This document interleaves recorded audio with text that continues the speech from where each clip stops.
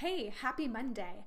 I'm actually on a plane right now to North Carolina where I'm helping to execute my very first event that I got hired for almost a year and a half ago. It's been such a wonderful journey and I'm so excited to finally execute this event. It's always going to be stressful. There's always going to be some last minute changes, but at this point, I've let go and I know it's going to be awesome. But today I did really want to talk to you about how to sell an event that really inspires confidence in people. And it also this topic really relates to business in general. Selling an e-course, selling a workshop, selling anything that you're teaching or coaching on, you have to have proven success executing on.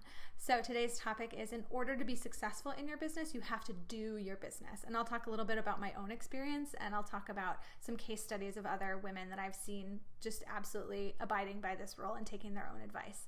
So if you don't know me, I'm Lauren Caselli. I'm an event planner, conference planner, workshop planner, and I work mostly with creative entrepreneurs and small businesses and the occasional Fortune 500 company. And today I wanted to talk about how to sell an event successfully by doing your business. Now that's kind of a really funny topic, right? Do your business. But I see a lot of times coaches and I'll see marketing experts and people who have reached a point in their business where they don't want to do the one-on-one work so much, but they do want to help and coach others, or maybe they want to teach a workshop or a live event, which a lot of you guys out there are really starting to do, which is awesome, and I'm so excited about it. But one thing I did notice is the people out there who are killing it, who are really getting it done, who are selling out e-courses, who are selling out events, they have taken their own advice. So they've already reached a level of success that other people can admire them for, and thus people will pay to learn the knowledge that they've acquired.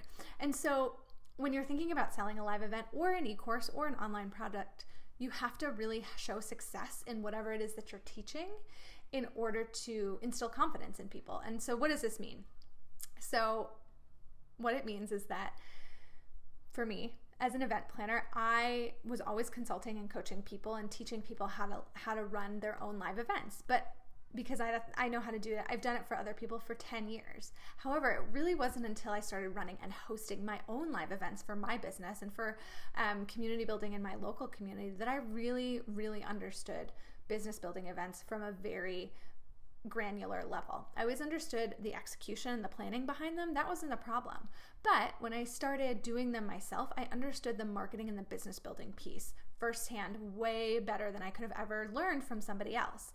And so if you look at business coaches out there who are really successful, it's because they've grown businesses in the past, whether it's the current business that they're working in or a business that they've already successfully grown and raised and then sold.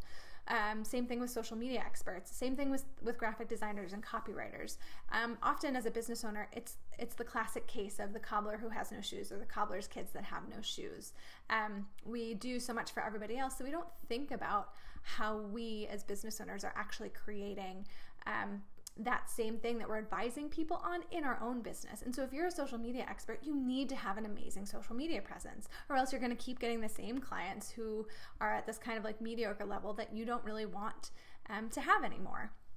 And so in order to make that next step to your business, you really need to be on point for whatever it is your business is. So you need to do your business before you can really advise other people on doing their business.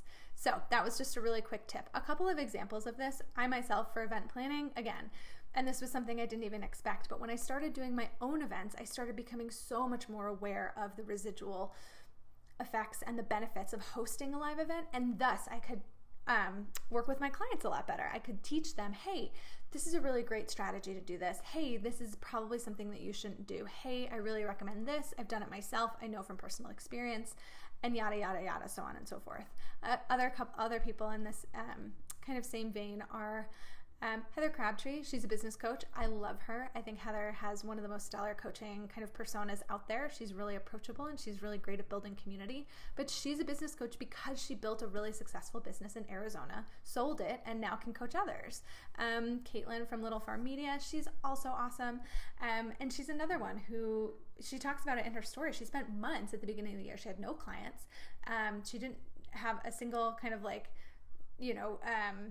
or she had no clients, but she was building her list from scratch or something like that. And she talks a lot about how she just spent months and months diving into Twitter, diving into Instagram, diving into Pinterest, and trying all these new techniques, trying to get followers, trying to get an engaged community. And now that she's done it, and now that she's been incredibly successful, she's teaching other people how to do it because she found out what worked and what didn't. And so I think it's really important that if you are trying to go to the next level in your business, you really need to bump it up for yourself. If it's, maybe that's designing your site and you're saying, oh, I need to redesign my site, do it now, because people aren't going to trust you if they log on your site and see something that's 3 or 4 years old. So that's my tip for today. You need to be successful in your business, and you need to do your business, and you need to do it firsthand. So you can advise your clients better. It's more value, it's better value for them, and it'll make you a lot of not only residual clients, better community, but money as well. Whatever it is that your goals are, doing your business will help you be successful in your business. So that's it. I have to run, and I'll see you next week.